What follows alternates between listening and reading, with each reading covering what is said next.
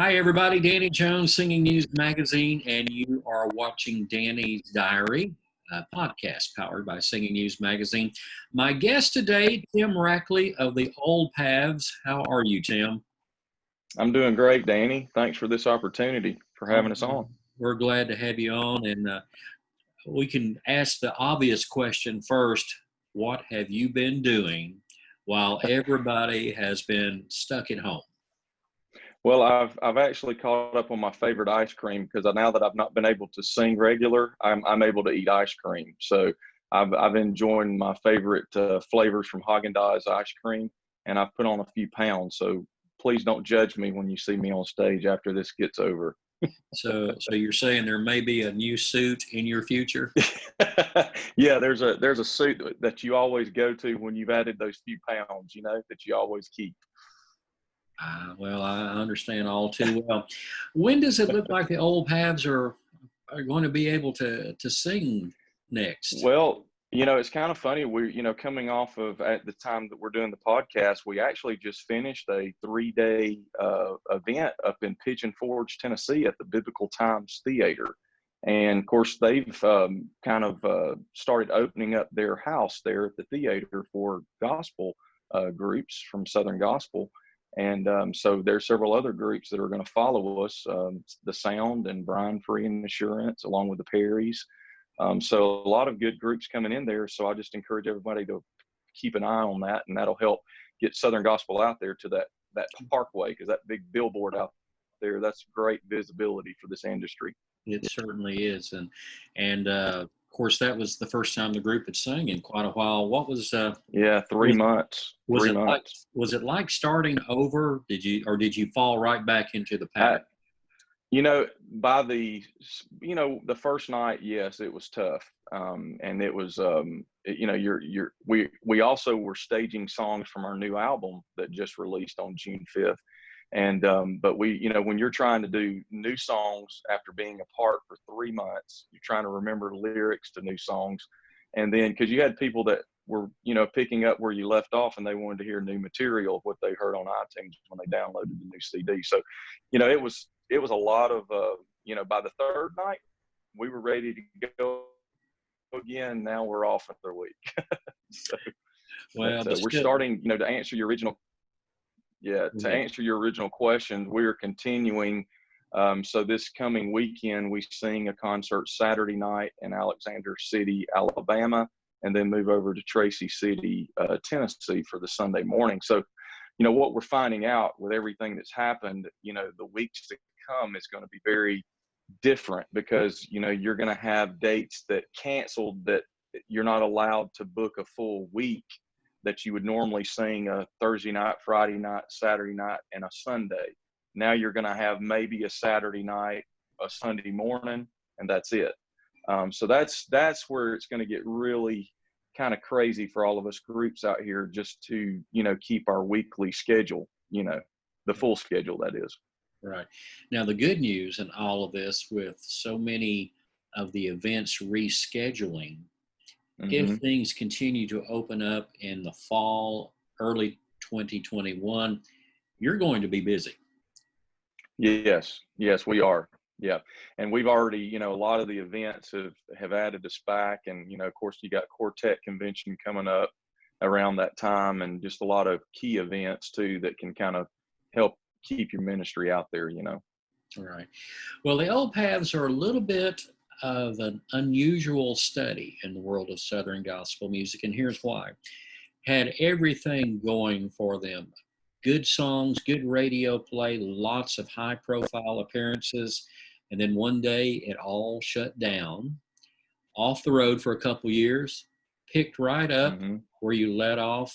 You've got another great album that's been released. You got a great vocal lineup. In the month of June, you get to sing after being off for a while. You're on the cover of the June issue of Singing News Magazine. It's almost like you guys never stopped. Yeah, we've been just very just humbled, that we could, most groups, when they leave, they don't have the ability to come back as what they were, or with somewhat of the same lineup. We've got just a tenor position change, but that person's no stranger to gospel music. But for us to be able to come back together and have the relationships that we've had, with people like Singing News, and then also just the promoters and record companies like Crossroads, and then with an agent that does your schedule like the Harper Agency. It's just it was a really humbling thing that we could come back like we never left, and we don't take that lightly. We found out through leaving I don't think we really ever left, because we had some great friends in the industry, and you stayed in contact, but it's tough to leave when it's become family. And so that's the biggest thing about this whole industry. We got a lot of friends out there.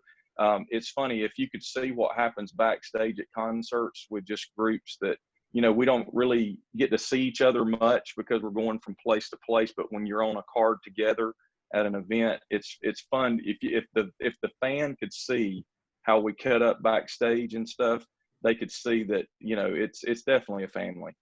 Well, in your case particularly, you've got 3 natural cut-ups riding with you every weekend. Oh, Steve Ladd, he's been around Yeah. forever with the Anchorman and Gold City, and he could hold his own with anybody. Mm-hmm. And Daniel, the bass singer, what a great guy, but he's sort of the quiet one, but don't let that fool you. He can hold his own as well. Mm-hmm. And then there's Doug. Yeah. Oh, yeah, that's it. You got to have one. One. Someone mentioned the other day that Doug is a lot like a golf ball hit full swing in a tile bathroom. Absolutely. Right. Yes. Meanwhile, you're one who is more on the reserve side. And how did you and Doug meet? Well, we actually had met through another ministry. I was singing. My father's pastored, or he was pastoring the same church in the Atlanta area, in the little town Powder Springs, Georgia, for about 30 years at the same church. And he used to have a group in the Rowland family. And of course, Kyla Rowland is no stranger to gospel music. And so her brother Ron, that was kind of the owner manager of the group, was needing to fill a position for the male part singer. And he knew me since I was about 12 or 13. And I was always real big into athletics, played college basketball and stuff like that. So I never really had an interest in singing until he approached me and said, "Hey, I think you could sing this part I need." And I was like, I was busy in a job with corporate America with Bell South at the time. And he said, "What if I could condense my schedule to allow you to do both?" And at that time, he did that. And so I started singing with the Rowlands for about 4 years. And we were at a meeting one night. And actually, I think it was a church. Doug's a preacher. And after he got saved from a former life of drugs and all that, before he got into church and got saved, he was filling in for churches when they would be without a pastor, just to help fill the pulpit. And so he was there at that church because he knew the church there, and also knew of the Rowlands because they used to come to his church. And so we met that night, and he teases people. He said, because Danny, you mentioned I am kind of the reserved, quiet guy. And, he thought that I was kind of a stuck-up snob, because he said, "Look at him. He's all American." He's like, that guy just thinks he's the stuff. And right after we got through singing, I walked off the platform. I said, "How you doing, man?" And he said, "The Lord has a way of making you eat your words, and or making you see the good in people and different things like that." So from that point forward, the lady that was singing with us started having vocal trouble, and Doug, we knew, could sing the baritone part, and just had a same type of situation. He was running a paint company at the time and had the flexibility to fill the baritone position, and we went as a male trio for the last 2 years of the Rowlands being on the road. And then Ron Martin actually retired and went back home to Morristown, and Doug and I just felt led with another gentleman that would fill in with the Rowlands. His name was Chad Dominy, and Chad was a phenomenal singer. I know he was a stranger to gospel music because he never had sung with anyone. So we just charged off together and started the Old Pass Trio. And of course, I told somebody, Doug will tell people from stage, he said, you know, Tim and I have been together for about 20 years. And he said, they say if you're with somebody long enough, you start looking like each other. And he's like, and then he'll just kind of look at himself and look at me. And he said, I don't think that's happening. So, you know, so we, you know, we definitely, we've learned to love each other for who we are. And, you know, we're definitely, we definitely have the same focus. We have probably a different delivery, like our personalities, but I think all in all, you know, he's definitely somebody I know I can pick up the phone and call if I was ever in need. And I think a lot of folks that have talked to him through the past, and you know, he's kind of been a good person for a lot of people to bounce stuff off of. Right. And but again, you know, this is a new endeavor. You know, Daniel and Steve that you mentioned. You know, we knew Steve from Gold City and had sung with Gold City when we were still traveling before. Never realized how much of a character Steve was as far as his sense of humor, and just a phenomenal guy. I tell somebody the other day, an older fella asked me at the table, he said, there's something about Steve. He just, if you think of Steve, the word cool is out beside his name. And so, and then he said, he's a guy I could just go fishing with. And so that's just something that, and, you know, Doug and I, when we at Memphis, you know, back in 17, Danny, I think you brought us on to kind of let the people know the history of us being off the road. And it was kind of an emotional time. A lot of people that they go back and watch that YouTube and they were like, I just sat there and cry thinking about it, you know, because you think about the reasons why we come off the road before and how, you know, everything was just so orchestrated, put back together. And, you know, and now Doug and I stayed up that same night. We stayed up till about 3 or 4 in the morning. And I told him, I said, it was really good tonight. It was like, you know, it was like it was old times, and just, it's like the Lord was saying, you know, I still have a plan for you guys. And so at that point, I told Doug, I said, you know, I think if we do it this time, I want to make it real special for the people that go with Doug and I to do it. And so Doug and I, we offered a partnership. You know, it's a quarter partnership of the old path. Daniel, instead we did that just to build where folks will see the faces, they'll see the names, and it's just a win-win situation. So all 4 guys is, you know, we pretty much own it. And so and a lot of people thought Doug and I was kind of crazy to give up all those years, but when you have 2 guys like Daniel and Steve that have a resume, Daniel had already been with us about 8 years, you know, when you think about his total time here. And then with Steve's resume, it made sense to give them some security, and then also to help Steve step away from that solo ministry he was doing for 10 years. Right. But both of those guys are probably best referred to as lifers. They're going to be in gospel music for a long, long time if the Lord allows. Yeah. They love it. Right. They just absolutely love it. And that is a very common theme with each member of the Old Paths. You guys just genuinely love this music. Yeah, we do. And, you know, I followed it a little bit when I was in my late 20s, because I didn't really start getting into gospel music till that time because of playing basketball and different sports. I just had my interest in other places and finished college and went into business. But then it was like the Lord allowed it to be part of me later in my life. And again, I have a heart for people because just, you know, was raised in a pastor's home. And I think that's the biggest thing. They want to know you for who you are off stage more than on stage. And that's, once they get to know you for who you are, they'll come and drive hundreds of miles to see you night after night. They'll hear the same jokes night after night, same songs night after night. But we do have one of the loyalist fan base in any industry, for sure. You really do. And that was evident that very night that you alluded to in Memphis. There were a lot of people there that night who came just to see the first performance of the Old Paths Part 2. And Right. you know, Yeah. it was a very special night.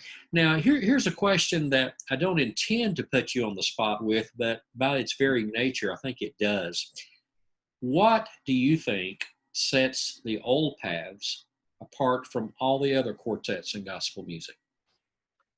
Well, a lot of groups, first of all, I like to set the record straight. A lot of people think we're a bunch of old men when we show up with the name Old Paths. And, we've really tried to, I guess, define and explain that and that focus of the name. A lot of people, when you say Jeremiah 6:16, they, seek the old paths and walk therein and you'll find rest for your soul. That's our focus. We wanted to have a biblical based focus for our ministry when we started. A lot of folks, if you search the internet now and Facebook, anything what there's a lot of things that come up under the word old paths. And our focus was to show a heritage, to show there's many paths to Christ. There's many walks in life as Christians that we go down and reach people that some other people don't have an opportunity because that's just not in the arena that they were saved or there's different denominations that, will be in heaven. A lot of people's like, there's only one, some one denomination. No, there's a lot of people that will be in heaven that is not just Baptist, they're not just Methodist. And so that the focus of the name was to show a heritage along with different paths to Christ. And you think about it, I was a pastor's kid. Doug was a former drug addict, lived a life totally opposite than me. But the Lord kind of let us come down the same path from those different walks of life to do this for him. And so that's another piece we like to straighten up these days. And the other side, to kind of answer your question specifically, we have, a lot of quartets today, they have a legacy of cathedrals, or they have a legacy of another ministry that started them off. When Doug and I started this, we didn't come from a noted name group or, any type of a legacy group. And so with that, I think what separates us, yes, we have some members that have been a part of legacy groups, but I think a lot of I guess we're just kind of a genuine, more of authentic, a lot of people say they like to know when a group is heard on the radio, you can instantly associate who that group is. And, Doug will tell people through the years, we centered the sound around the lead voice, and in a quartet, you got to have a good lead singer. And so I think with that, the authentic sound is what has separated. And I'm not saying that boastfully. I'm just saying that we try to pick good songs. We try to pick songs that minister to people. But then the other side of that, we want to pick songs that can showcase the guy's abilities to perform the songs. And so I think with that, especially current day, we're doing a wide spectrum of songs. And I think going from church to church, like we still do, along with a lot of the concerts, most people are hearing all kinds of songs at church. Like the first song on our new album is This Is Amazing Grace, which was a CCM song.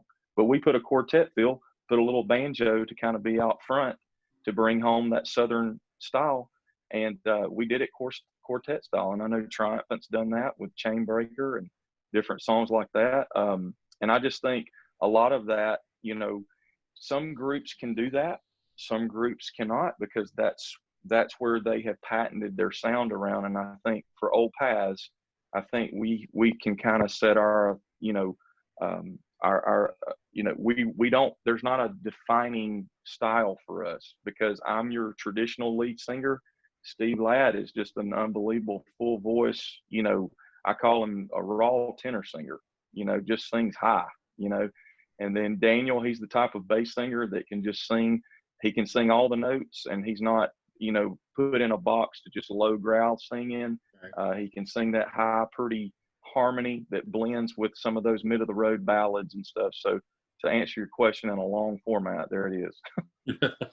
Well, regardless of the ingredients, the end result is that it's working. The Old Paths are are doing quite well in the world of gospel music. And before we let you go today, anything else you'd like to add or say to our viewers? No, I just, Danny, I just appreciate your support of gospel music.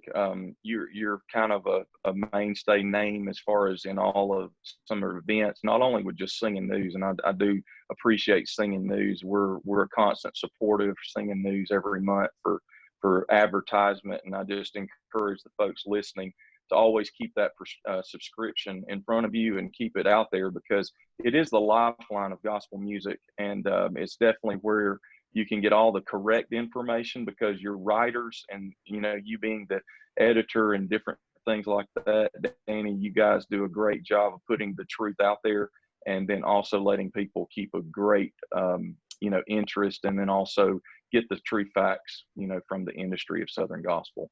You're very kind. We appreciate you, and we appreciate the Old Paths. Our guest today has been Tim Rackley of the Old Paths. Tim, we appreciate you dropping by. Thanks, Danny.